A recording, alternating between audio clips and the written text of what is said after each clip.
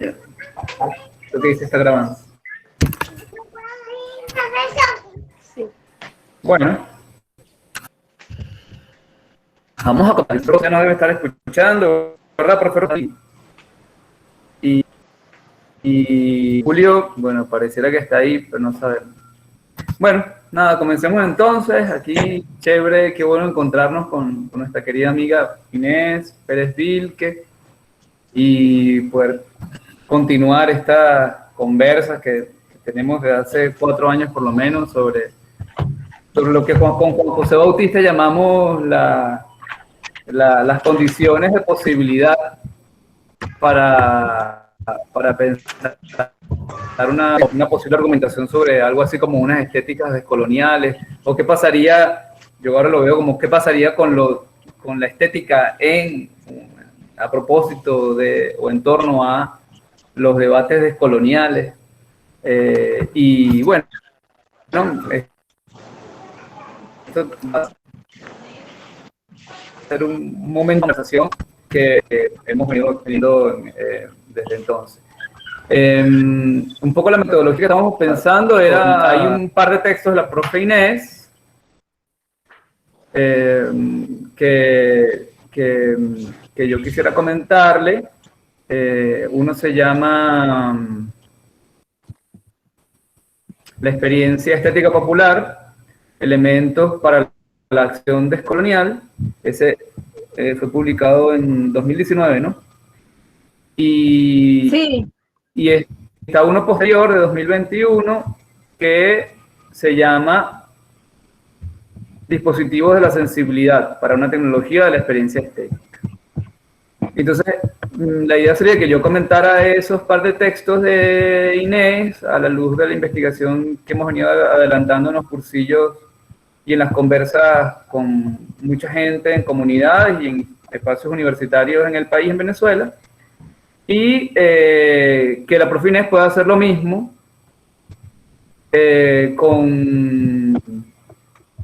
con el texto de sistematización del último cursillo que hicimos sobre estéticas, que llamamos Más allá de la estética, la posibilidad de ir más allá de la estética, de trascender la estética, que hicimos ahorita, que acaba de terminar en mayo. Bueno, el grupo quedó abierto, el grupo de WhatsApp. Entonces, no sé, yo no sé si tú quieres comenzar o quieres que comience yo, ¿qué prefieres, Inés? Bueno, no, pues en principio solo quizás sí me gustaría adelantar como el agradecimiento a este espacio, a esta conversación. Puse el enlace de los textos que mencionó el profe José Luis, en el chat, por si no los conocen, si las profes y el profe no lo conocen. Tal vez puedes hacer lo mismo. Yo no sé qué difusión le has dado tú a tu texto, pero me parece muy importante si pudieras, bueno, compartirlo también, José Luis. Y bueno, me parece bien si tú comienzas, ya que invitaste, sí, y abres como la palabra allí. Ciertamente yo encuentro un espacio súper rico de continuar ese debate que venimos trayendo desde hace años y que nos hemos metido los dos por distintos vericuetos en diversos momentos. Creo que es una cosa que te agradezco mucho, es tu persistencia y tu terquedad en continuarlo y en profundizarlo y en estimularnos a no abandonarlo, porque es una línea de trabajo muy importante y que ciertamente es difícil, o sea, es difícil sostenerse reflexionando y construyendo en teoría la cantidad de cosas que nos están pasando y nutrir lo que estamos haciendo a partir de eso. Entonces, bueno, agradecerte como esa persistencia, esa terquedad, la invitación, y sí te dejo para que comentes y hagas el mapeo y después vengo con el texto. Gracias. Ok. Bueno, yo voy a tomarme un poquito de tiempo. Tú sabes que yo no había comentado esto, pero esa terquedad de la que tú hablas, además que uno es un necio, pues, tiene que ver también con una necesidad vital. Tú sabes que el primer curso yo lo retomé, lo hice por necesidad vital, porque en ese momento, fue una cosa que no había contado, pero ya puedo contar sin problema. ¿Sabes? Nos mudamos a Mérida, en un espacio de una finca y ahí pasó un accidente, pasó que a mi hijo mayor un caballo le quitó la mitad de la oreja. ¿No sabías eso? No, seguramente. no Bueno, Mauricio tuvo un accidente con un caballo y le quitó la mitad de la oreja. Entonces, eso nos llevó a estar un mes en el HULA, donde tuvimos realmente una asistencia médica maravillosa, ¿no? Con 2 intervenciones quirúrgicas, un trabajo realmente que me quito el sombrero con el HULA. Y ese cursillo, yo lo hago por la necesidad de lo que implicó todo ese proceso con el sistema clínico. O sea, este cursillo, o sea, esta reflexión, este momento de la reflexión sobre este asunto, por eso es un asunto vital, un problema vital. Ya no es activado por el campo del arte, como había sido activado en otros momentos, sino que ahora viene a ser activado por la experiencia en el sistema clínico. Y además un accidente como él tuvo es un accidente que realmente tiene unas consecuencias éticas, más que fisiológicas, porque todo su sistema, digamos, fisiológico, en términos del sistema auditivo, etcétera, todo su sistema fisiológico, sí, digamos, quedó intacto, sin ningún problema. El único problema es que tiene la mitad de una oreja menos, ¿no? Entonces, la gran preocupación del sistema clínico era por el asunto de la apariencia, ¿no?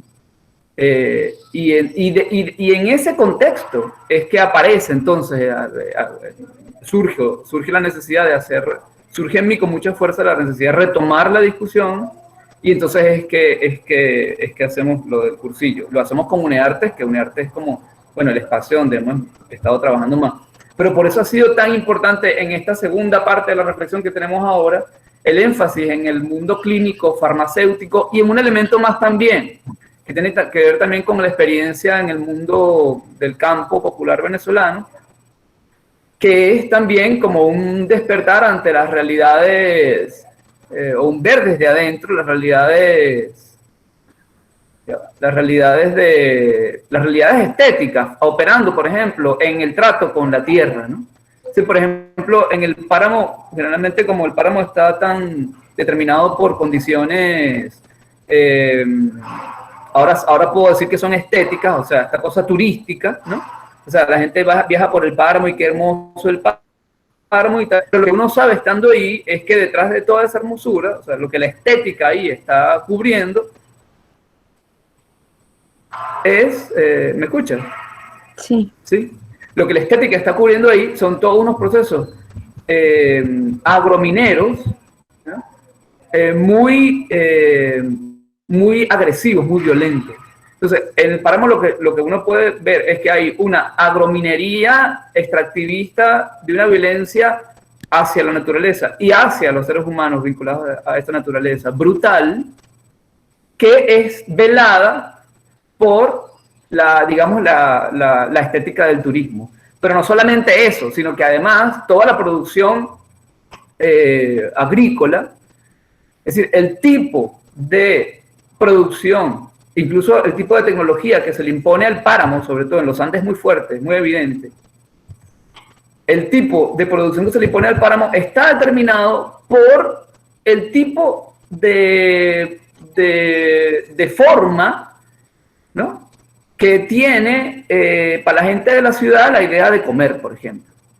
Es decir, o sea, para ponerlo así muy, muy claro, la manera en que se produce pimentón en el páramo está determinado por los gustos o la noción de buen pimentón que en la ciudad se tiene, que a su vez es producto de la industria cultural, ¿no?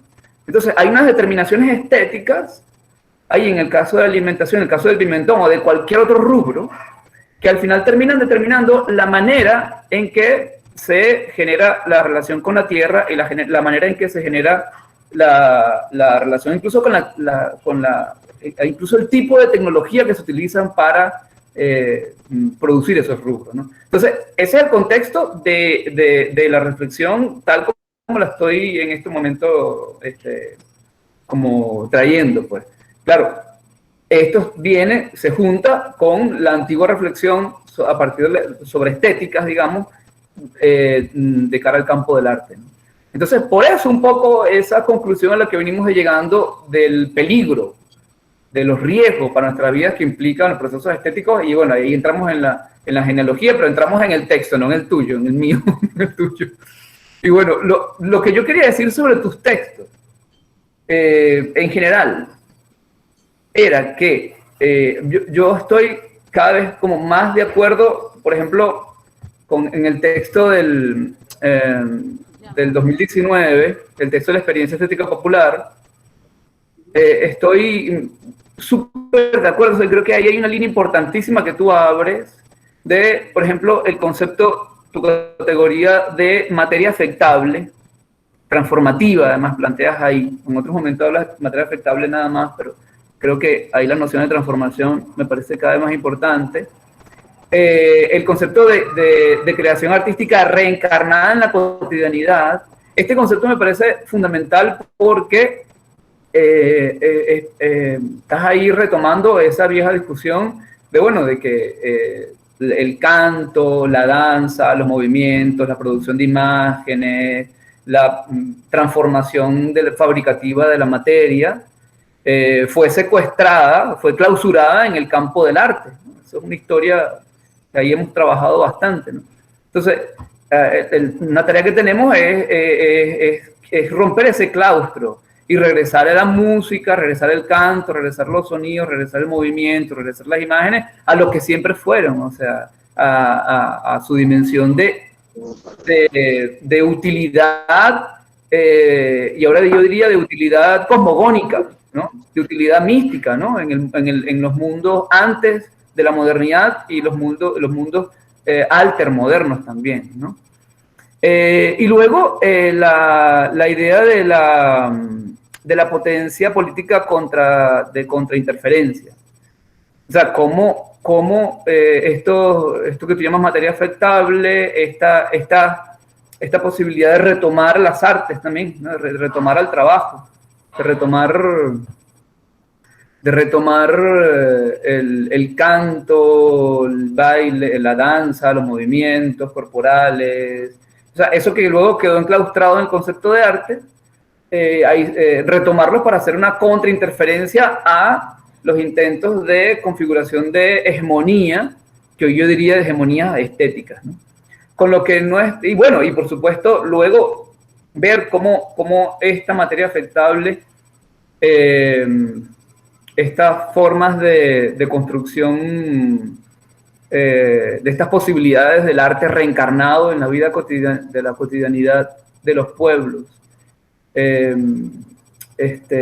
ver cómo todo el trabajo que tú haces de ver cómo esto opera en el mundo popular venezolano, en algunos lugares populares, incluso dentro de la ciudad, urbanos y perurbanos, que es donde tú más has trabajado, pues yo ahí eso lo sigo. Me parece que ahí hay un campo de trabajo sumamente importante, ¿no? Que yo creo que hasta cierto punto trabajos como el de Fabiola José, por ejemplo, y algunos otros trabajos del PNFA, como el de recientemente de la profe Betty Mendoza, están trabajando en ese camino, ¿no? Con lo que yo no estaría de acuerdo en general con los dos textos es en ubicar eso, o sea, relacionar relacionar el concepto de materia afectable, que me parece que es el concepto nuclear ahí en lo que tú planteas, e incluso esta operación de reencarnación de lo que pudiésemos llamar artes en la cotidianidad, vincular eso con el concepto de estética. Yo encuentro ahí problemas porque justamente lo que nos hemos dado cuenta en la revisión de la genealogía del concepto de estética es que lo que viene haciendo la estética es justamente capturar lo que pudiese ser la materia afectable transformativo, capturar las posibilidades de la reencarnación en la cotidianidad de lo que pudiese ser el arte, capturarlos en un campo, y esta es la cosa, ¿no? En un campo específico, especial, separado del resto de la vida. Que ese campo pueda ser reunificado a la vida, pueda ser reencarnado también en la vida. Yo creo que sí es posible, pero habría que ver si ahí el concepto de estética nos sigue funcionando para eso. ¿Por qué? Porque lo que vemos con las palabras, esto es una cosa que hemos estado estudiando con Juan José Bautista muy fuertemente, ¿no? El problema con estas palabras, que no son simples palabras, sino que son categorías, y que no son simples conceptos ni categorías, realmente son marcos categoriales. O sea, no son palabritas nomás ahí, ¿no? O sea, son palabras que están configurando todo un campo, porque sí que configuran todo un campo de operación político, de mucha fuerza política, de mucha fuerza de dominación, como esta que te contaba sobre, por ejemplo, cómo este campo está operando para controlar las formas de producción de pimentón, por ejemplo, o de cualquier rubro en el páramo, por ejemplo, y por ende las formas en que se comportan los cuerpos y por ende la forma en que se relacionan los seres humanos entre sí, los seres humanos entre la naturaleza.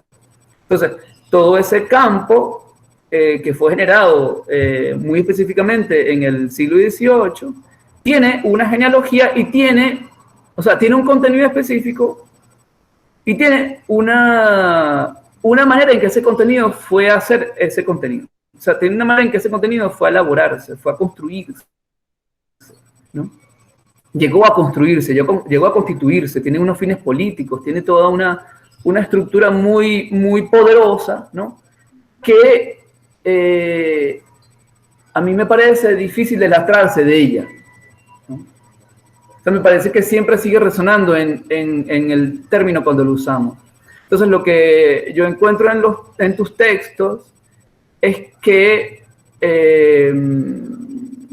me pasa como cuando también escucho a Dussel hablando sobre estética de la liberación, que no hay una retoma consciente de la manera en que el concepto fue elaborado y los contenidos que ese concepto tiene en su forma de origen. Es como si damos por sentado que el concepto existe, que existe transhistóricamente. Y esa es justamente una de las fuerzas de un concepto como ese, o como casi todos los conceptos que produce la modernidad. Pensamos que pasa lo mismo con el concepto de razón. Pensamos que la única razón que existe es la razón que Descartes tematiza, ¿no? Pasa con estética que pensamos que pareciera que la estética ha existido desde siempre y para siempre y por siempre en todos los pueblos y que es una condición humana. Pero justamente lo que vemos específicamente, y esto es una diferencia con otra genealogía, otras palabras, lo que pasa con la palabra estética es que su genealogía específica está planteando justamente eso, que la estética es un campo, el campo de la sensibilidad, ¿no? El campo de la sensibilidad asociado a lo espiritual, porque viste que se hizo toda una secularización, se hizo un proyecto secular que necesitaba un proyecto espiritual, entonces la estética viene a cubrir como el mundo espiritual del proyecto secular de la modernidad, ¿no? Que entonces dice, bueno, de siguiente manera, se trata de una facultad humana, transhistórica, una facultad de la humanidad, que siempre ha existido en todos los pueblos, y siempre existirá en todos los pueblos, y que trata del problema de la sensibilidad, ¿no? Y a eso entonces le llamamos estética. O sea, lo que yo creo es que incluso cuando tú hablas, por ejemplo, del concepto de experiencia estética, que es un concepto de Baumgarten, pues, ¿no? El concepto de experiencia estética, o incluso el concepto de tecnologías de la sensibilidad, parece que aquí seguimos como entrampados, entrampadas, en la producción categorial del concepto de estética. Porque, por ejemplo, no sé, ni siquiera los griegos tenían un concepto de estética, ni siquiera tenían un concepto de estética. O sea, no tenían el concepto de como el ámbito de la sensibilidad, el ámbito específico de la sensibilidad y tal. Porque no hay un ámbito específico de la sensibilidad, ¿no? Lo que vemos, lo vemos con Ananda Kumaraswamy, por ejemplo, lo dice claramente. Y una conmoción estética no era sino una cualidad, un momento de un proceso que es o un proceso de producción fabricativo o un proceso místico. Porque además el proceso de producción fabricativo en todas las sociedades, las comunidades o los pueblos que no han sido modernos, han sido procesos asociados a la relación con lo divino, ¿no? Entonces, bueno, ahí lo dejaría hasta ahí como para que hablemos, para que compartamos. Bueno, gracias José Luis por la invitación y por la introducción, ¿no? Sí, muchas cosas, ¿no? Yo voy a, digamos que tu comentario invita a reflexionar y a responder, pero como lo acordamos y me parece útil, voy a empezar comentando tu texto y después trato de tejer esto a donde tú lo dejaste, ¿no? Con el sitio a donde yo podría dirigirme, ¿no? Que no dejan de ser, como siempre han sido, como pensamientos que están muy cercanos, pero que son diferentes, ¿no? Que tienen como una singularidad que yo siento que tiene que ver con el lugar desde donde se está pensando un poco, ¿no? Como el lugar, sobre todo me parece, que es el lugar donde colocamos nuestra responsabilidad. O sea, identificado un problema, identificada una tensión, y dentro de este campo de las producciones estéticas, artísticas, de la formación que nos ha atravesado y también de las tareas que hemos asumido en lo social, de profe o de hacedor o de interlocutor de tesis o de X, ¿no? Como desde el lugar donde sentimos que está nuestra responsabilidad, nuestro lugar y necesidad de responder, ¿no? De respondernos. Entonces, bueno, como decía José Luis, venimos en este diálogo desde hace varios años, ¿no? Pasando por puntos muy de mucha producción, ¿no? Y otros periodos como más silenciosos, y donde hemos identificado, yo siento así como bastante claramente en este momento, quizás deberíamos o podríamos situarlo, hacerlo explícito, ¿no? Vamos a hacer un texto a 4 manos, a ver, identificando claramente dónde están las diferencias, ¿no? Como más claramente dónde están las diferencias que seguimos sintiendo como nudos problemáticos que no se resuelven, ¿no? En los que no llegamos a estar de acuerdo. Bueno, y eso está bien porque eso nos hace, bueno, seguirlo pensando, reelaborarlo, ¿no? Seguir cuestionando, interpelando al otro y a los otros en general, ¿no? En nuestros contextos. José Luis me comparte su texto Más allá de la estética, que elaboró como resultado del último cursillo sobre Más allá de la estética. También se llamaba el segundo cursillo, ¿no? Creo, también. El primero se llamaba Estética más allá de la estética en tiempos de múltiples crisis. Ajá, que dio a luz este segundo texto. No, este primer texto él había escrito, había seguido escribiendo en el interín, pero bueno, me regala este texto de la estética a las artes de la extensión, de la atención, de la estética a las artes de la atención, resumen del cursillo Más allá de la estética.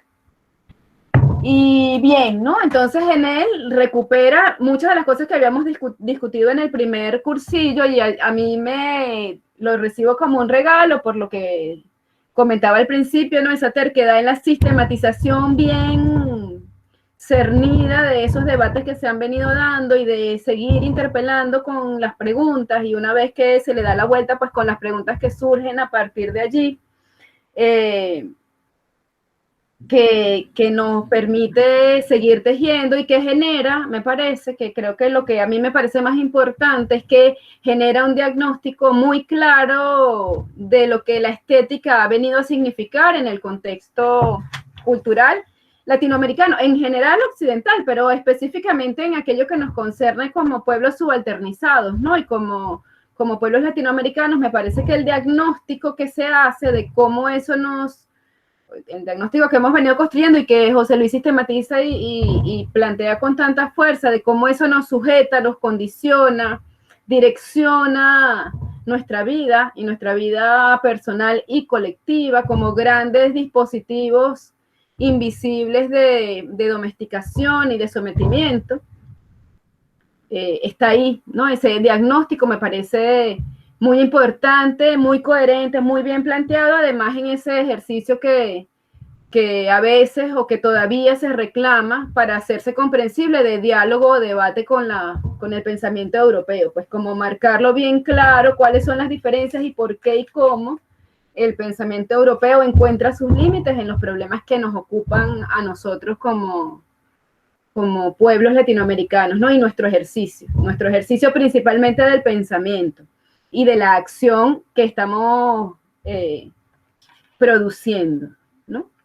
Entonces, digamos que la gravedad de las cuestiones que el problema, el imperio estético nos plantea, jugar con esa terminología, ¿no? Como ese imperio estético que se filtra como un determinante y como un significante amo, diríamos en psicoanálisis, ¿no? Como el significante amo presente en todos los discursos, ¿no? Y que se apodera, como diría Fanon, inocula esa necesidad y ese deseo de autosometimiento a sus designios, ¿no? A los designios de la belleza, y es también muy importante en el texto cómo muestra y en el discurso, ¿no? Lo decía otra vez José Luis ahorita, y en el discurso es muy importante cómo muestra ese significante amo estético fuera del campo del arte o del campo de lo que podríamos normalmente someter a un juicio estético. Iba a decir claramente el arte, pero también la belleza femenina, los discursos sobre la belleza del paisaje, o otras formas que sí han estado, digamos, registradas en los tratados sobre el arte y la belleza y la estética, ¿no? Como el paisaje, el rostro, la perfección de las proporciones y un etcétera, ¿no? Pero más allá de eso, en esos otros elementos subterráneos donde nos sigue oprimiendo, no solo a nosotros, como diría, porque el significante, digamos, dominante de la belleza, por ejemplo, personal o femenina o masculina, también, ¿no? Cada vez más fuerte, y ahora con el mercado rosa de los gays, transgéneros y etcétera, todo el mundo sometido como al mismo patrón que fue tan exitoso en el caso de la mujer, ¿no? De sometimiento estético. Eso pues nos determina inmediatamente. Pero la forma de producción de eso, como en el caso del pimentón, no solo nos somete a nosotros y nuestro consumo, nuestra compra, para quien trabajamos, sino las formas y la vida de quien lo produce, de quien está destinado por la estructura de la distribución internacional del trabajo a producir esto, ¿no? Que es de mi necesidad estética, o la necesidad estética del urbano o de lo urbano, ¿no? Entonces, bueno, ese desplazamiento también es muy importante en lo que José Luis nos viene planteando desde sus textos, ¿no? Este desplazamiento y de hecho, algunas de las cosas que hemos elaborado, que yo he reelaborado en los textos donde los cito, han servido de esas sus ideas para plantear entonces, bueno, algunas estrategias de respuesta, ¿no? De reconsideración, de contrainterferencia, como él mismo lo llamaba. Que es ahí, tal vez, donde yo, bueno, sigo discutiendo con José Luis, ¿no? Para decir, no estoy de acuerdo, no lo acompaño, no, lo acompaño. Creo que sí, la cosa es que me faltan herramientas en su texto para pensar posibilidades. O sea, y tal vez esto sea una trampa de la estética, me parece que su crítica, yo encuentro en su crítica también una vena que yo voy a llamar así maluca, por fastidiarlo, lo voy a llamar posmoderna. O sea, me parece a veces que estoy leyendo a Lyotard, en lo así incisiva de la crítica y ese placer delicioso de desbaratar al otro y de decir lo malo que es y cómo no tiene sentido, y cómo no se puede, y cómo no es por aquí, ni por allá, ni por allá, porque todo es un simulacro, porque finalmente todo está atado a la estética, no importa por dónde le entres. Y bueno, tal como Django sin cadenas, no sé si la vieron, una de las últimas películas de Pulp Fiction y de Tarantino. La última película de Tarantino es así, pues uno participa emocionalmente del ejercicio de la violencia contra todo, porque es justa, porque viene al lugar, Pero bueno, finalmente, después del éxtasis, un poco destructivo de eso, bueno, yo como madre, tal vez como mujer, sigo trabajando, quiero trabajar en la reelaboración, ¿no? En el retejido, en la construcción de posibilidades, ¿no? Que nos ocupa para el mundo que tenemos hoy, que es apavorante realmente, ¿no? O sea, que puede generar pavor, cómo construir opciones de vida digna, reincorporando y reintegrando ese poder. Por eso es que en todo ese ejercicio y para construir en la medida lo posible, yo he orientado como en esos dos textos, en el primero como condiciones, cuáles serían condiciones que yo creo que debe tener un ejercicio, yo voy a llamar de la poética. Ciertamente yo veo las limitaciones de ese concepto de estética, pero la verdad es que yo agradezco que tú te ocupes de esa discusión, porque no me quiero desgastar en pelear con el término estética, orientándome al proceso de las producciones poéticas, cómo pueden ese proceso de fabricación de mundo, que cuenta con toda esta nuestra energía de materia afectable, que es de por sí en el contexto que yo lo pienso de transformación, que lo que sirve y lo que hace es ser un dispositivo de procesamiento del mundo para seguirlo produciendo, o sea, para producir más mundo, más vida, más territorio, más contextos, ¿no? Expandir espacios para el habitar.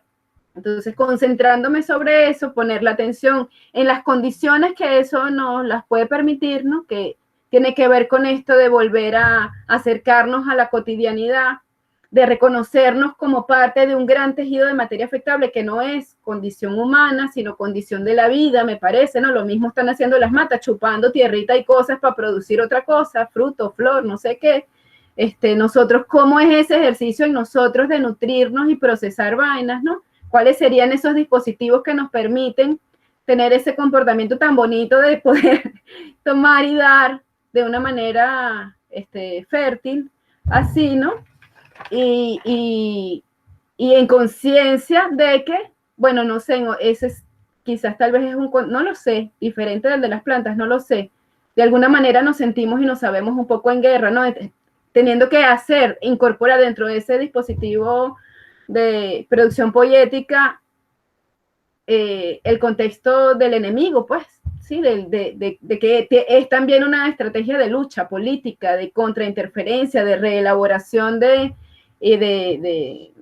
está llamada como a menos ingenuidad, ¿no? Que en ese sentido, la producción de esta producción a la que José Luis nos invita, de discursos cada vez más sólidos, para mí es fundamental en el campo de las grandes discusiones y de lo que nos puede orientar a salir de las trampas de la universidad, de los nichos del arte por el arte, ¿no? De los nichos de lo artístico, del sometimiento de las estéticas sobre el cuerpo, ¿no?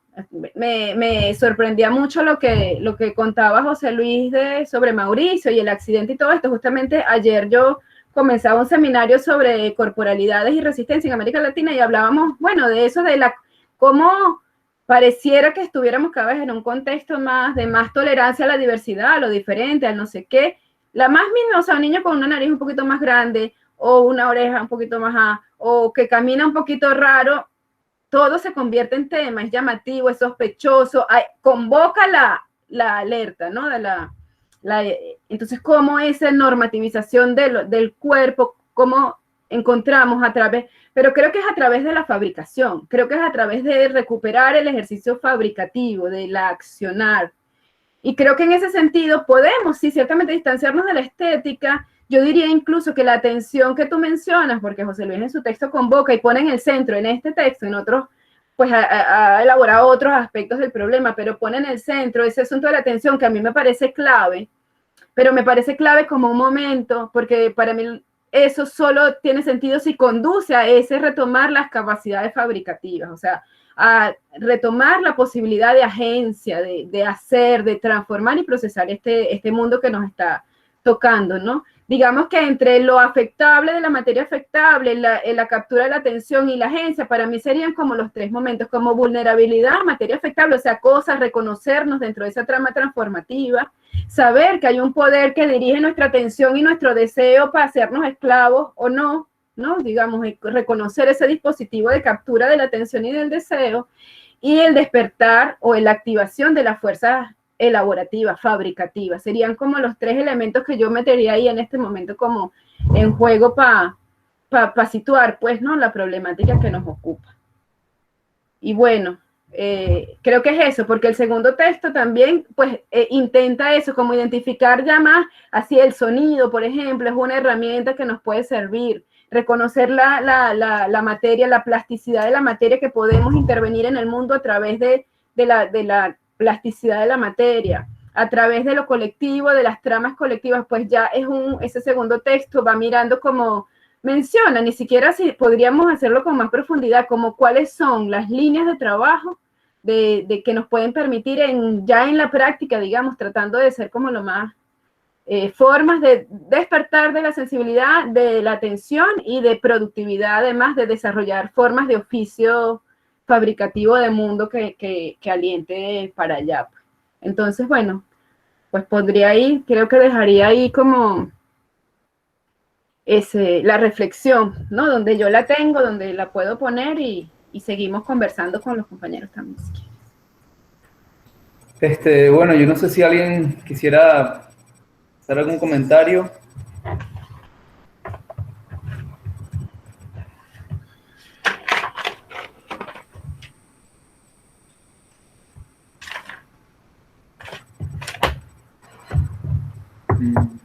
Bueno, si no, mientras, a mí me gustaría comentar un par de cosas ahí.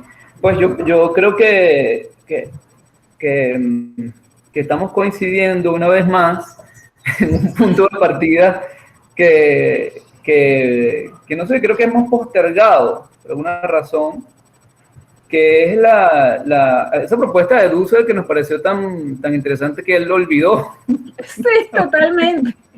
Que la filosofía de la producción, ¿no? La filosofía del apoyo, sí. O sea, yo creo que ahí hay... ese es como el punto, yo creo que es el punto que estamos trabajando los dos. Y yo creo que me parece importantísimo esto último que planteas de que en toda la reflexión que vengo compartiendo, elaborando con la gente aquí, en los lugares donde hemos estado trabajando, falta como ese elemento, falta hacer énfasis ahí, hacer trabajar más ese elemento que tú llamas el fabricativo, pues el productivo, esa palabra griega poético, pues bueno, esa palabra es griega todavía y estamos con los griegos y tal. Pero bueno, en el sentido como los griegos utilizaban esa palabra, incluso por ejemplo en Platón la palabra poético, que es como Dussel lo está entendiendo, pues también. Dussel lo está entendiendo en un sentido incluso preplatónico. En el sentido en que Platón les pone así como antes de nosotros, dice en el banquete, me acuerdo, antes de nosotros, aquí poético significaba la acción de... No, más profundo que su noción de poiesis, de hecho. Para mí, para nosotros, desde un punto de vista descolonial es más importante lo que le está criticando. Dice, antes de nosotros, dice Platón en el banquete, bueno, dice Sócrates, pone a hablar a Sócrates. Poiesis significa hacer pasar lo invisible a lo visible, lo ininteligible a lo inteligible, ¿no? Entonces, ya para nosotros, poiesis significa un poco lo que significa para nosotros el poema, en el sentido de construcción, de versos y tal. Entonces, ese sentido de lo fabricativo, de lo productivo, de lo reproductivo, de ese ejemplo que estás poniendo con las plantas, de metabolismo, ¿no? De producción metabólica de la existencia. Yo estoy completamente de acuerdo que de verdad hay que trabajar más en ese punto. Yo creo que ahí deberíamos poner de ahora en adelante más la atención. El otro elemento, digamos, el de las revisiones, eso que me estás dejando a mí, revisiones genealógicas estas malditas, digamos. Coño, ahí lo que pasa es que me parece que es importante que las sigamos haciendo porque si no, podemos caer en el peligro de que toda la otra teorización, y no solamente la teorización, sino la forma en que estamos concibiendo lo fabricativo, puede ser que caigamos en la trampa de lo que ha sido desde el siglo XVIII su marco de control, que ha sido la estética. Entonces yo creo que hay que, o sea, entre otros la estética. Entonces yo creo que hay que seguir, y yo sé que es horrible, y yo casi no tengo tiempo para hacerlo, porque también se ha abierto, hay mucho más ahí, hacer una cosa más técnica, filosófica ahí. Por ejemplo, yo creo que ese ejercicio de volver a leer la crítica de la Facultad de Juzgar así seriamente, Sí. por ejemplo, ¿no? Y ahí, por ejemplo, una cosa que vimos en el cursillo que yo no había prestado tanta atención, que no está en ese texto que te pasé muy claramente, que es que el concepto que cuando Van Garten ata el concepto de sensibilidad, el concepto que viene de la tradición medieval grecolatina, de hecho, el concepto de cognitio sensitivo. ¿Te acuerdas? En la tradición medieval latina, greco-latina, viene esta discusión de la relación o diferencia o tensión entre la cognitio sensitiva y la cognitio intelectiva. Lo que hace Baumgarten en el siglo XVIII, gracias a Leibniz, gracias a lo que hace Leibniz y Wolff, casi que medio siglo antes, un poquitico más, es decir, bueno, es que la cognitio sensitiva es la estética. Entonces, saca la cognitiva, separa la cognitiva sensitiva de la intelectiva. Antes no se podía pensar una vaina sin la otra, ¿no? Porque no había una cosa así como una cognitiva sensitiva sin cognitiva intelectiva. O sea, a Dios se le podía llegar por la cognitiva sensitiva o por la cognitiva intelectiva, ¿no? Ambos permitían un proceso místico, y la cognitiva sensitiva implicaba una forma de cognición, como la cognitio intelectiva tenía necesariamente que implicar una forma de acción física, de física. La física participaba en la cognitio intelectiva también. O sea, no eran ámbitos separados como nosotros lo vemos hoy día. Entonces Baumgarten y lo separa, ¿ves? Y dice, la cognitio sensitiva es la estética, y ahí todo ese campo de producción del concepto de sensibilidad que llega a nosotros como campo de poder, pues, ¿no? Después de la Revolución Romántica. Entonces, ese tiempo, ese mecanismo de configuración de ese campo, desde Leibniz hasta Hegel, yo sé que es horrible, pero habría que estudiarlo un poquito más. Sí, a mí me parece, puedo. Sí. A mí me parece, pero además fíjate, esto bueno, no lo había pensado así como la necesidad. Lo que había pensado, te voy a decir de dónde estoy partiendo. Cuando yo te leo y cuando lo dices ahora, bueno, porque volvemos a caer en esta cosa que construyó esto, la estética como esta cosa, condición humana, espiritual, que viene a ser la espiritualidad de este periodo y este tipo de pensamiento muy específico tal y cual. Ajá, y yo estoy de acuerdo, pero pienso también en qué medida, y por eso decía lo de la crítica, en qué medida no estamos permitiendo que esa cosa que fue para un momento histórico muy chiquito aplaste y arrope, invisibilice procesos que son más amplios. Porque si a mí me lo preguntas, todo esto que estamos hablando de la atención, la fabricación y todo eso, claro que tiene una, o sea, es y ha sido, porque lo dices también, forma parte de la operatividad espiritual de los pueblos. Entonces no es que no sea espiritual, tiene una condición de espiritualidad muy fuerte, claro, mucho más amplia, que escapa o se desliga, no tiene que ver, no es lo mismo, nos estamos refiriendo a cosas diferentes, eso que llaman hacer el constructo de discurso, construir el discurso espiritual de una época a encarnar los procesos espirituales de un pueblo, digamos, ¿no? Como que creo que habría que hacer esa discriminación, ese discernimiento, que parte de ese estudio, de lo que tú dices, es hacer el discernimiento, decir, mira, estos señores se estaban refiriendo a esto, y eso tiene estos y estos límites, para que no nos bañe encima de todo lo que hacemos, pensamos y somos, cuando a lo mejor no es tan cierto todo así, ¿no? No es tan cierto en todo y de esa manera, ¿no? Si tú dices una condición, yo creo, por ejemplo, que si es una condición no solo humana, sino como decías, de la vida, o sea, como tiene que ver con los procesamientos de la vida. Entonces, tiene un lugar ahí de condición previa, no lo estético visto así, pero de los procesos fabricativos y sensibles, Sí, ¿no? claro, Entonces, claro. como hacer Sí, esa separación, porque si no sí, sí, hacemos sí, cosas sí, como sí, quizás sí. un poco injustas en la elaboración de esos discursos. Yo decía, ahí Ujú. estaba Julio levantando la mano, pero Ah, ok. decía solo para terminar Sí, que en ese sentido, por ejemplo, cuando tú dices que cuando yo planteo la experiencia estética es lo mismo que hace Baumgarten, bueno, yo no estaría de acuerdo, porque justamente cuando yo hablo de experiencia estética, cuando lo planteo, incluso no en estos textos, sino desde la maestría, justamente está queriendo hablar de ese lugar. La experiencia estética sería eso que permite que lo que nos llega lo podamos metabolizar, sea desde el campo, digamos, de la experiencia material sensible a la elaboración simbólica o al contrario, ¿no? o al Digamos que contrario. sería como el momento que nos permite ese pivote, o sea, que nos permite hacer magia, pues, es la capacidad y el momento que nos permite hacer magia o hacer fabricación, ¿no? Como Sí, recibo y transformo, y cómo recibo y transformo y tengo eso. Eso es lo que yo vengo llamando como claro. experiencia estética, ¿no? Vamos a la mano a Henry. Nada más te dejo ahí la pregunta de si tú no crees que sería posible pensar aceptable, que es lo que me estás escribiendo ahorita, sin tener que utilizar las categorías de la estética. Henry. Repite, por favor, se cortó.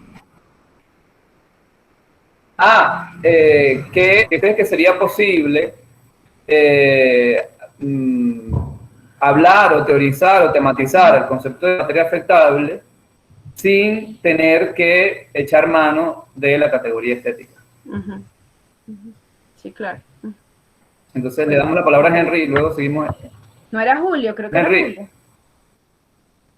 no, no sé, ¿era Julio o Henry? Quien haya Es levantado la Julio, mano. es Julio, es Ah, Julio. Julio, váyalo. Oye, Tiene mira, la palabra, Julio. fíjense, interesante todo lo que hasta ahora he escuchado y bueno, tremendas intervenciones y tremenda discusión es un temazo, ¿no? Yo me atreví a intervenir porque de paso se me está agotando la pila, antes de que se me acabe la pila, yo quiero por lo menos aportar algunos elementos, no quiero entrar en la discusión de ustedes, de autores, pero sí observar desde lo invisible, es decir, desde los marginados, en el caso de los artesanos y artesanas, que al parecer el asunto de la poiesis no entra, es decir, en conflicto, dado que están en el plano del hacer, ¿no? Más que anclados en el pensar, están anclados en el tema del hacer, ¿no? Y de allí van construyendo el creer, ¿no?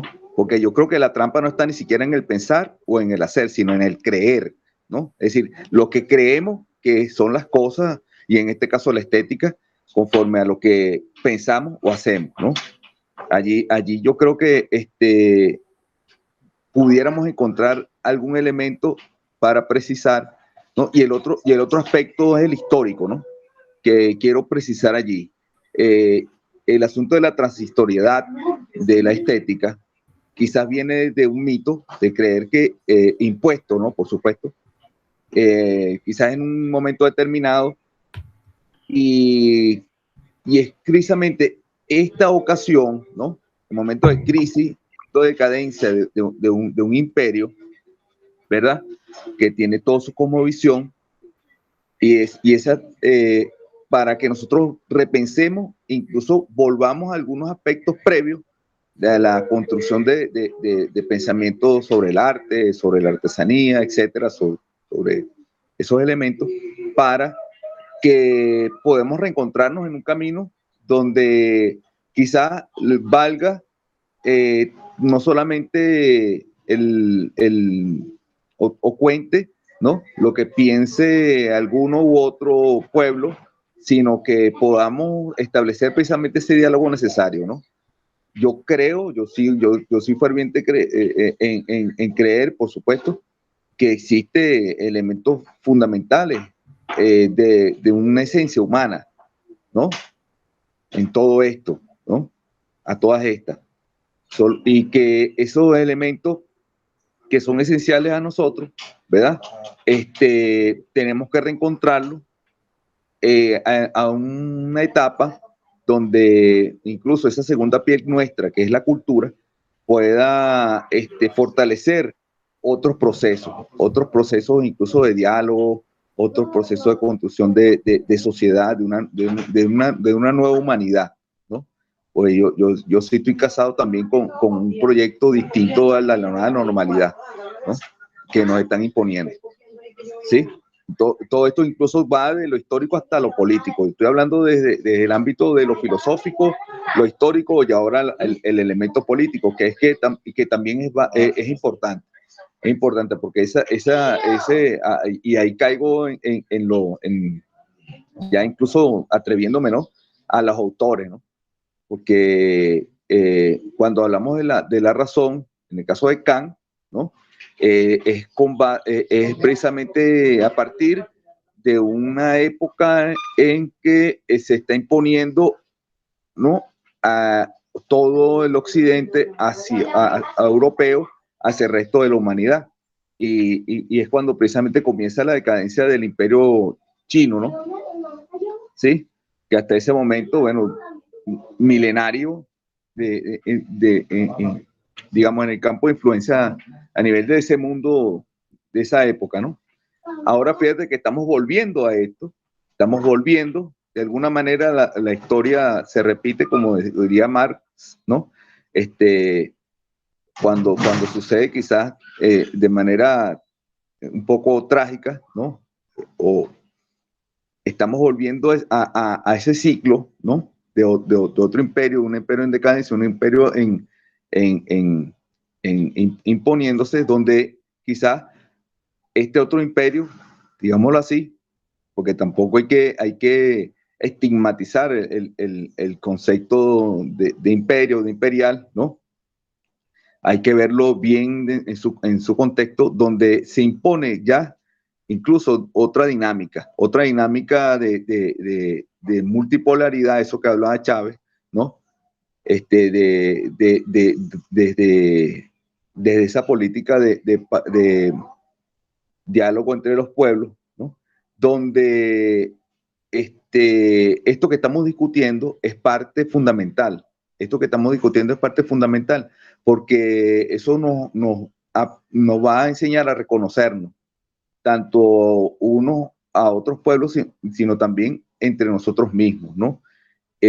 Aquí saludo en este momento, por supuesto, la presencia de otros compañeros artesanos que estuvieron la semana pasada en otro encuentro y que me dijeron, están muy contentos, ¿verdad? El caso de Jenny Rodríguez y de Luis Piña, que están allí, que estoy viendo que están allí, y que bueno, que nos reta a partir de esa conversa que tuvimos la semana pasada, que tuvieron ellos la semana pasada, a reencontrarnos en otros temas que para nosotros son fundamentales, como es el caso de la curaduría, que ya habrá momentos también para eso y espero que se logre, ¿no? Porque es parte de las discusiones que tenemos y que están, creo que en la misma corriente de lo que ustedes están hablando, pues, ¿no? Un abrazo, creo que se me va a agotar ya la pila, ¿verdad? Y bueno, ahí le dejo eso, pues. Bueno, ahí va a quedar grabado la respuesta por si acaso se te va la pila, Julio. No sé, Inés, si quieres tomar la palabra. Activa el micrófono.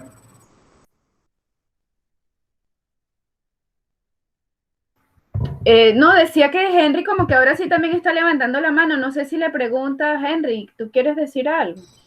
Adelante, Henry.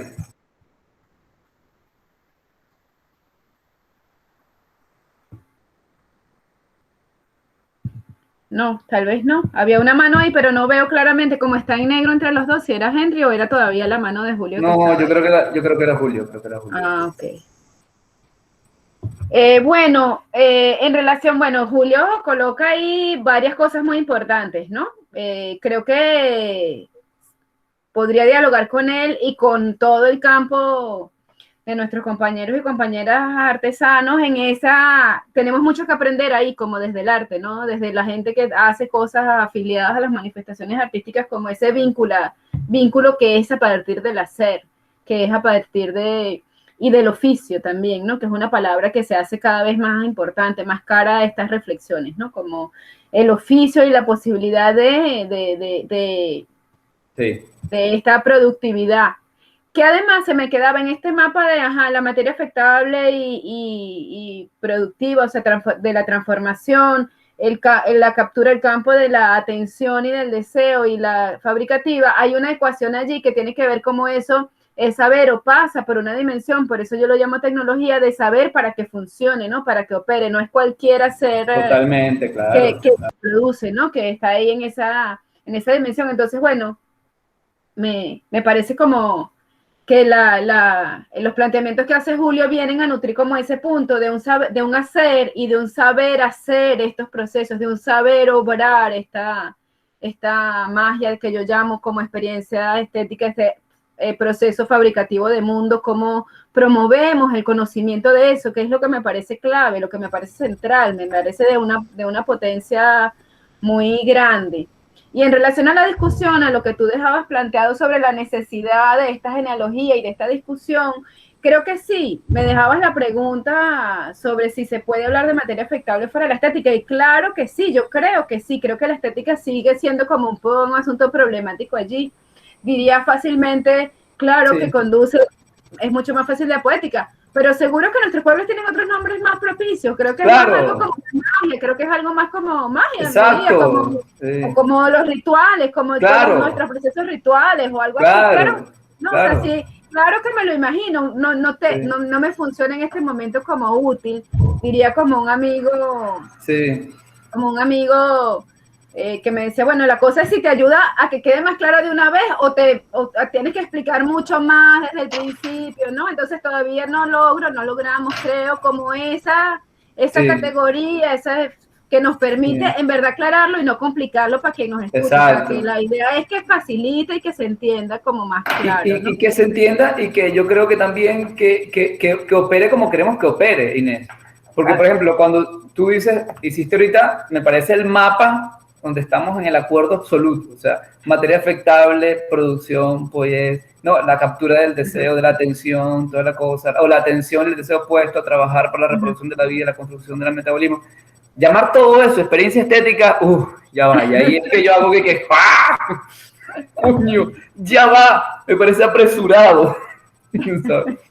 Pudiésemos como... yo creo, y por eso el texto termina ahí como termina el texto que hicimos del cursillo,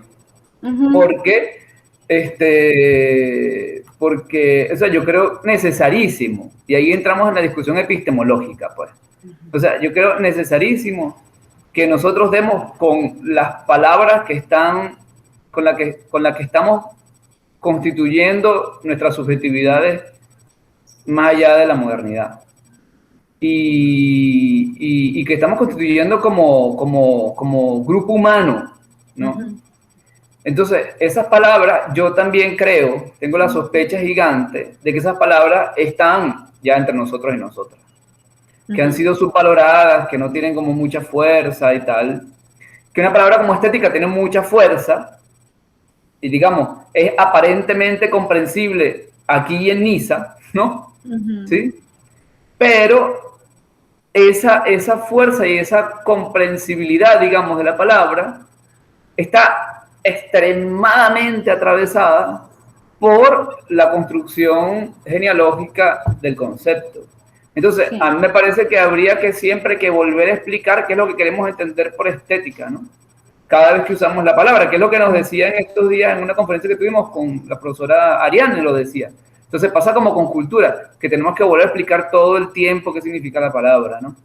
Ahora, yo creo que sería importantísimo, por ejemplo, un plan de trabajo que pudiésemos proponernos es ver cómo seguimos trabajando en ese mapa que has planteado, ver cómo esas tecnologías, que yo también creo que son, yo no sé si tecnologías o técnicas, yo no sé si las guías ahí, las logías ahí, pensando en ese mismo texto de Dussel que le hace una crítica al concepto de tecnología, que me parece pertinente, que de pronto más bien como regresar al concepto de técnica, o no sé si el concepto de tecné incluso que plantea Foucault, bueno, y hay varias opciones, pero en definitiva es la técnica, ¿no? O sea, la cosa operativa para hacer que la vaina opere bien, ¿no?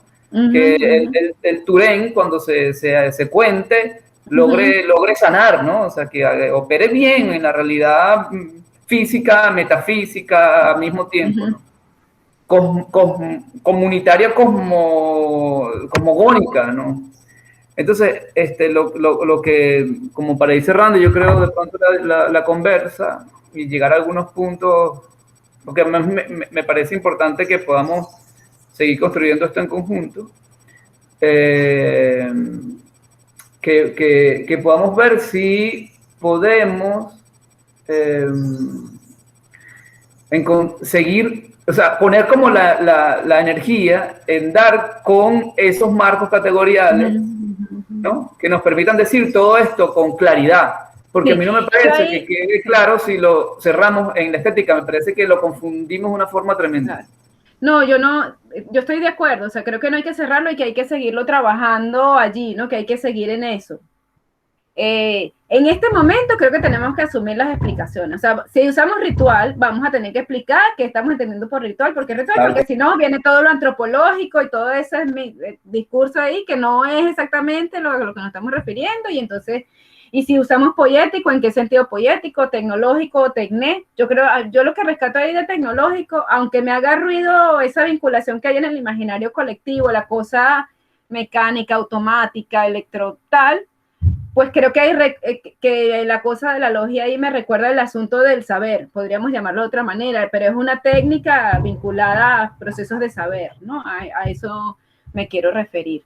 Entonces, sí bien ganada para eso, pero creo, como te decía al final de la intervención pasada, que también me parece importante, ya que, bueno, estamos en el mundo de Próspero, hablando español hace rato, que también hagamos un ejercicio de poner el límite a ellos. O sea, no solo nosotros seguirnos arrimando para otros campos lingüísticos, que está bien en la medida en que recuperamos unos que ya ahí están, como tú bien dices, ¿no? De dar visibilidad a nuestras prácticas, saberes, palabras, etcétera.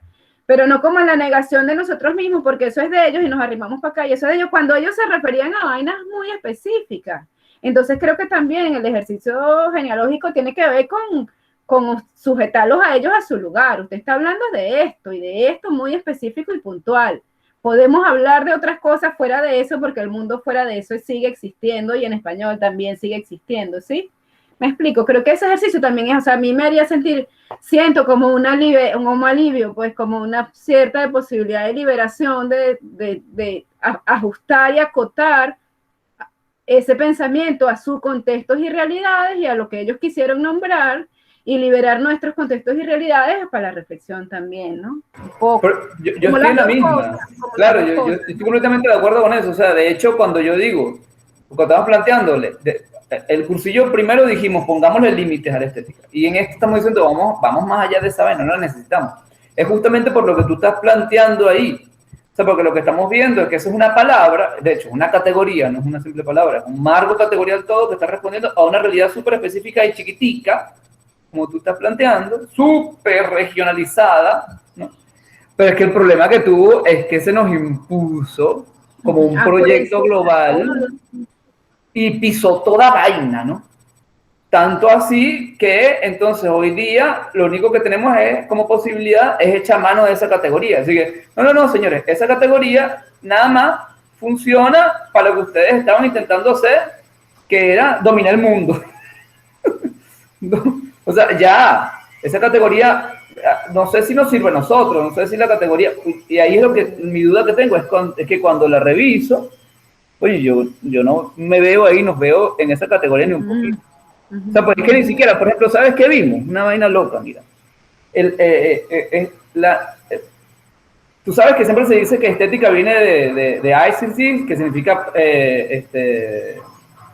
que en griego significaba mera percepción sensible.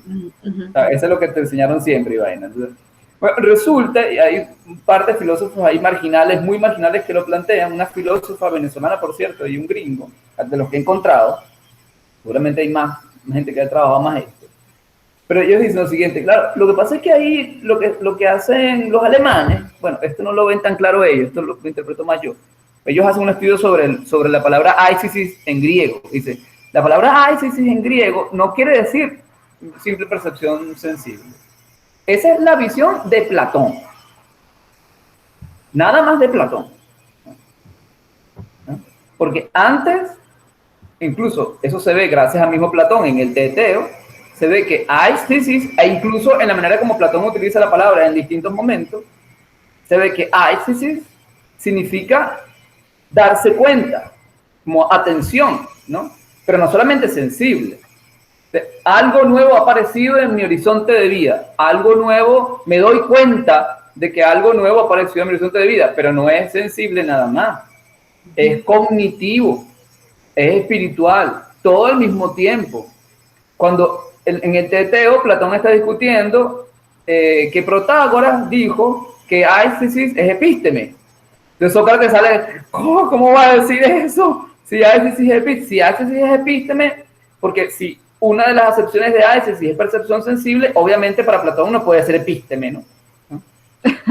Y ahí es que Platón se queda con el concepto, o en ese momento, solamente es una cosa de pasada del Teteo, ni siquiera es una vaina importante para Platón. O sea, solamente le interesa para justificar toda la teoría en contra de la sensibilidad, digamos, de limitación de la sensibilidad. Entonces, ve, una vaina que era un concepto, si que era tan grande en el mundo griego, que además estamos viendo que esa vaina debe venir de Egipto o de Oriente, seguramente, ¿no? Pero ahí está más difícil la cosa, porque, coño, más la posibilidad de investigación. Ajá. Pero un concepto tan amplio como el de aisis, que con Ananda Coomaraswamy estamos viendo que tiene que ver con una cualidad de todos los procesos fabricativos, que es el problema de la atención. Pero que no es una experiencia en sí misma, o sea, no implica un ámbito en sí mismo, un campo en sí mismo, es todo parte de un gran proceso de producción, que no se puede reducir a un ámbito ni a una facultad humana. Solamente los alemanes agarran y sacan ese concepto, agarran el pedacito de Platón que les interesa y hacen toda esta teorización, ¿no?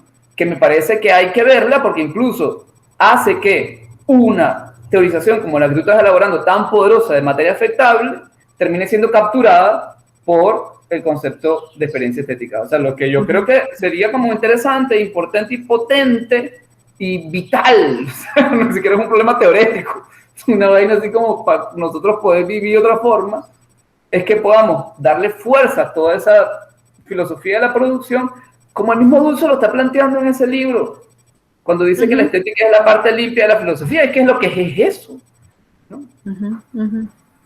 Así es. Entonces, como yo digo, ponerle límites, mira, esa es una cosa muy específica de ustedes ahí para su mundo y para poder conquistar a India y África, básicamente. Yo estoy de acuerdo, o sea, creo que a eso me refería, a dejarlos en su lugar. Cuando yo, bueno, como te decía, yo empecé a hablar de experiencia estética en la maestría, después la de materia afectable es como un pensamiento posterior, no me siento amarrada a la idea de experiencia estética mientras conseguimos, o sea, o que en ese trabajo que hay que hacer de explicarnos qué es eso, ¿no? ¿Qué son ese tipo de procesos y cómo los potenciamos y los empujamos en el seno de la vida en general. Me parece que es un trabajo que hay que hacer, pero cuando te decía lo de ponerle límite, bueno, lo miraría, como te digo, lo miraría en nuestro campo de comunicación. No tengo ningún apego, pero tampoco tengo como, o sea, no creo que ellos sean dueños o que solo eso sea lo que nombra. A eso me refería, ¿no? Que si yo hablo de experiencia estética o poética o tal, lo discutimos en un marco poniéndole los límites que haya que hacer, pero siento que hay que liberarse, o sea, siento que también hay que liberarse de esa potestad de unos dueños del lenguaje y de la filosofía que solo se puede entender en el mandato que le fue dado, en ese mandato, ¿no? Digamos que como sentirnos con la autoridad de nuestros mandatos para la palabra, un poco en ese sentido, ¿no? Pero a mí me parece fundamental, que me parece a mí una oportunidad, por ejemplo, si decimos, bueno, o sea, sí, pues ya me parece una forma de distanciarse de ese mandato, es decir, mire, ya esto no nos manda, pues. No nos manda porque estamos aquí generando nosotros unas palabras que están diciendo nuestro mundo muy específico, que no tiene nada que ver con la necesidad de invadir África ni invadir nada, ni la India ni un coño, ni de controlar la espiritualidad de la gente, de nadie, sino que estamos nosotros en otra vaina. Y ahí que yo creo, y ahí, por eso el problema epistemológico, del pensamiento epistemológico, ese que retoma Bautista de Semmelmann. Ahí es que nosotros, sí, estamos constituyéndonos como una nueva subjetividad posible para que la vida pueda seguir existiendo en este peo en el que estamos en este momento, ¿no? Esa nueva subjetividad necesita unos contenidos que ya no sean los de los mandatos occidentales, ¿no? Entonces ahí me parece como fundamental, así como epistémico, es un problema epistémico, epistemológico, pues, ¿no? Más bien, como dar con ese marco categorial, o sea, lo que no tenemos ahorita es el marco categorial, lo que tenemos es más la experiencia, y yo creo que tú has avanzado mucho más en ponerle nombre a esa experiencia. Entonces lo que te diré es que no nos apresuremos a llamar eso estética. Sí, porque claro, o que dejemos, nos apresuremos, sepamos que lo vamos a dejar de llamar estética, o que es mucho más complejo, pero ahí vamos, pues, no sé. Exacto. Vamos a darnos el permiso de hacer nosotros filosofía dura, pues, así también que podemos, pues, ¿no? Y lo que sí creo es que, por lo visto, un método necesarísimo, pero básico, es el diálogo con la gente en todos lados, pues, para poder dar con esto, pues. Porque tú y yo, en nuestra genialidad, no vamos a poder. No. O sea, además, desde el punto de vista metodológico, no tiene sentido, pues, hacer una cosa como esta. Eso es bueno. ¿Te parece si vamos cerrando entonces así como con esto?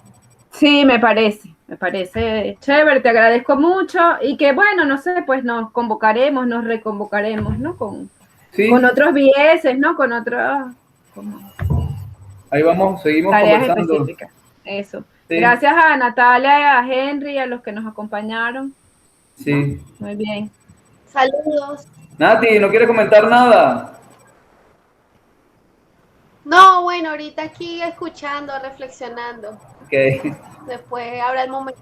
Estoy escuchándolos y al mismo tiempo atendiendo a las niñas y haciendo mil cosas, claro, de mamá. Como debe ser. Pero ahí pensando, pues. Ahí la mejor forma de pensar es haciendo ese tipo de cosas, haciendo los trabajos que hacen posible la vida realmente. Exacto, por ahí van los pensamientos. Ajá. Cómo entenderlo en ese marco, sí. Es que ese es justamente el marco, ¿no? O sea, que si no lo hacemos desde ahí, no vamos a hacer nada. Porque además es de ahí donde hemos estado elaborando, no es otro. Y Henry, ¿algún comentario?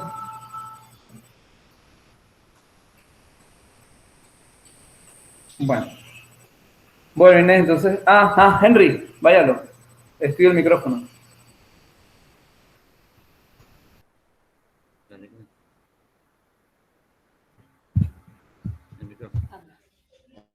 Hola, buenos días. ¿Me oyen? Hola, buenos días. Sí, te escuchamos. Hola, buenos días. Gracias. ¿Me oyen? Sí. No se oyen. Sí, te escuchamos. ¿Me oyen? Sí, básicamente, básicamente estamos de acuerdo con todo lo que ustedes ponen allí, pero nos parece muy importante esa etapa, que es lo último que usted dice, que los conceptos tenemos que sacarlos somos nosotros mismos, o sea, nuevos conceptos de estética, nuevos conceptos de cultura, nuevos conceptos de curaduría y socializarlas, pues socializarlas con toda aquella persona que tenga vínculos con el arte y que no tenga vínculos con el arte también, para ver exactamente qué es lo que nosotros vamos a hacer en Latinoamérica, en Sudamérica, en Venezuela, como trabajar nosotros en el arte como es debido. No es posible que los cuentos indígenas no sean literatura, pues, como porque están muy por debajo, o las pinturas indígenas no son pinturas que estén allí, que sean arte y tal, porque estos mismos conceptos viejos de las estéticas y del arte las apabullan en que de esta actualización a los nuevos, pues, a los nuevos conceptos como tal. Les habló Luis Piña, artesano. No, gracias, Luis. Muchas Hola, gracias. ¿me escuchan? Sí, te escuchamos muy bien. Sí. Bueno, muchas gracias, Luis. Y bueno, estamos convocadas y convocados todos y todas a esta construcción. Y ojalá podamos conversar. Entiendo que ustedes tienen una organización nacional incluso de artesanos y artesanas, donde sería maravilloso poder tener allí encuentros con ustedes. Sí, estamos en la Cátedra Libre de Artesanía Alfredo de Almeida, que está escrita a la Universidad de las Artes. Ahí estamos y tenemos una fundación, la Fundación Red de Arte. Allí podemos hacer buenos contactos también. Sí, bueno, excelente. Entonces estamos en contacto, a ver si trabajamos con ustedes, sería importantísimo para nosotros, nosotros. Bueno, Inés, te abrazo mucho. Okay, Muchas gracias. Qué bueno verte, qué bueno poder conversar y conversar así. Sigamos conversando a ver cómo le damos más forma a esto. Poco a poco, como nos ve lo de la vida y el tiempo, sí que nos da vida y tiempo. Sí, gracias a ti, José Luis, sí, sigamos. Vamos a estar ahí en el medio de las otras tramas, pero seguramente encontrando. Un abrazo grande y a los muchachitos cuando los vea. Seguro. Chao, Natalia, chao, Henry, nos vemos entonces, gracias. Vale, chao. Dale.